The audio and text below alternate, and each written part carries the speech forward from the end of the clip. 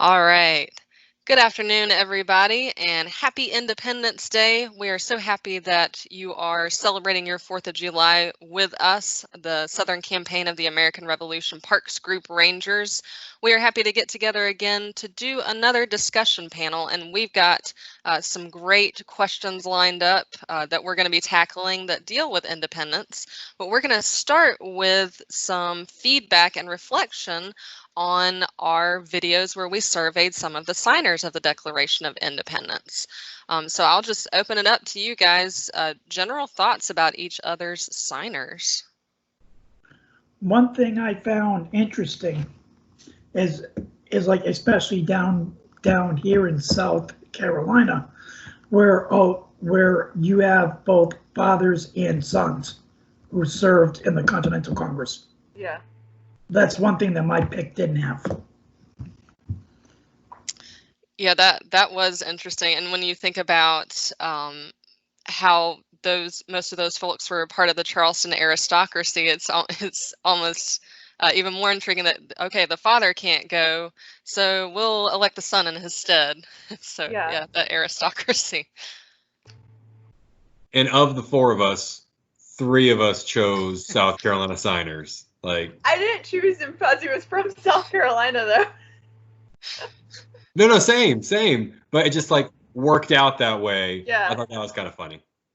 Yeah, I chose him because he died the youngest, and I was just like, I feel like those people probably get overlooked a lot, so.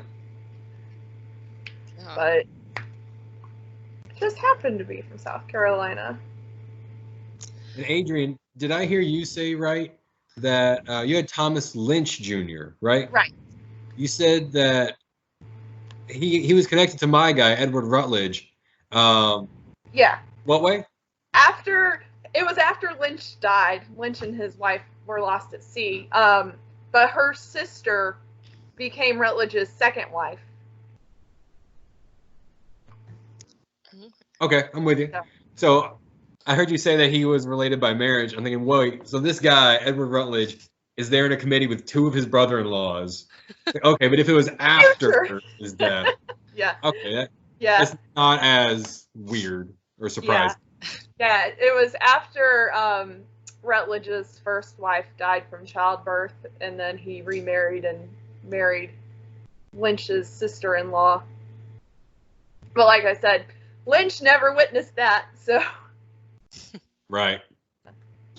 Other thing I thought was kind of cool, talking about Thomas Lynch Jr., they left the space open where his father wasn't able to sign. Yeah. But did Thomas Lynch Jr. ever sign the Declaration? Yeah. Junior did. Senior did not. Yeah. Which I think it was kind of cool too. It's like, well, we can't have his name on here, but we still want to recognize that he was part of us, that he was here.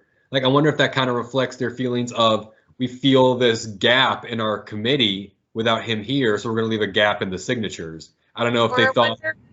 I wonder if maybe they thought, well, maybe he'll still recover and be able to sign later on.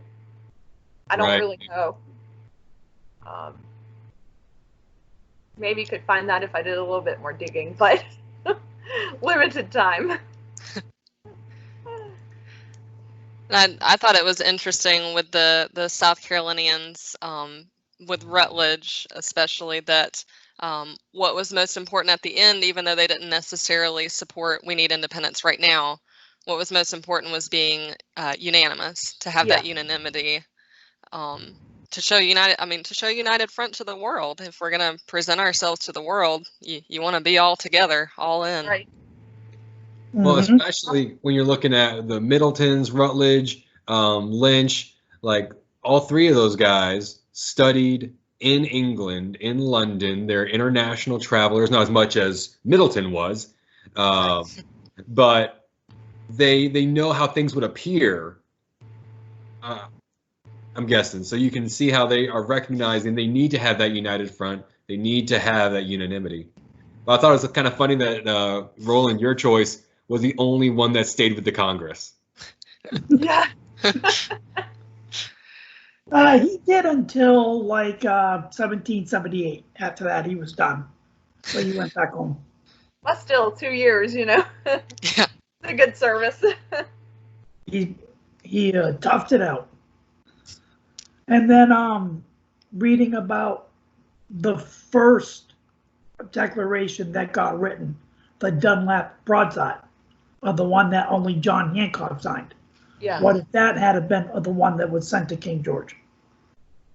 Well, the only person that he would have been after was John Hancock.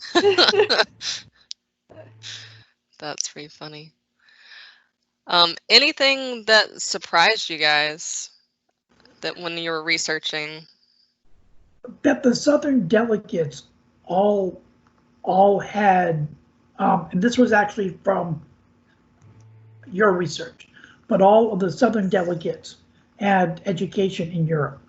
I thought that was interesting. Mm-hmm. I wanted to like be in the Middleton family briefly when you get to go to Europe for 3 years on end and go tour because, hey, I want to learn some more about literature and art. Right?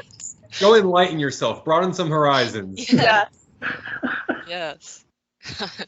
So I'm in the wrong line of work or something. Born into the wrong family. That's right. That's right.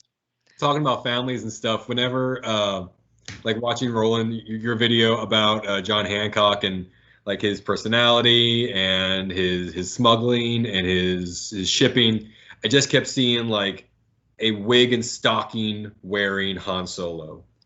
This like smooth like smuggler guy walking into the Congress, gauge shot first, whatever kind of picture you want to get from that. I never thought of it that way, but since you mentioned it, I can picture it now. And he's got the little all gun. You're going to see now. Does that make Samuel Adams Chewbacca though? Huh. That fits. Never argue with a Bostonian. That's right. Because he'll rip your arm off. That's right. Throw all your tea in the harbor, et cetera, et cetera. Exactly. Oh man. Any other thoughts on the signers before we move into some other questions? I was kind of surprised with Leah, yours and my guys, getting captured at the fall of Charleston. Seeing these guys be like, you know what? Yeah, this Congress thing is great, but our state needs us. So you really had that kind of loyalty to the state overriding any I don't know if it was more of a I care more about my state than the Congress, or more of a I can be of more use to my state than the Congress at this point. And they go down, they bear arms, they get captured. It's like they talk about, we should all hang together or else we'll hang separately. Here were guys that were now in British hands that I can't imagine the fear that they must have had of what will happen to us.